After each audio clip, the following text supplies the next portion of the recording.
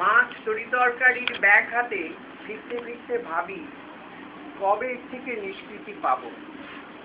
চাল ডাল তেল নুনের হিসেব করতে করতে দোকান থেকে ফেরার পথেও ভাবি কবে নিষ্কৃতি পাবো।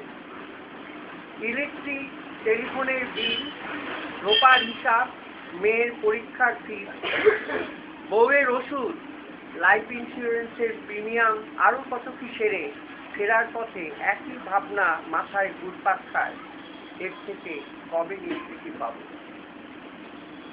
কোন শৈশব সকালে লাটাই হাতে উড়িয়েছিলাম ঘুড়ি, এখন বার্ধক্যের দিকে ঘুড়ি উঠতে চাইলেও লাটাই গোটানোর সময়। কর্মহীন অন্ধকার ইজেলে দেখি কারো কালো রং, সূর্যোদয় থেকে সূর্যাস্ত চলিষ্ণ জীবন।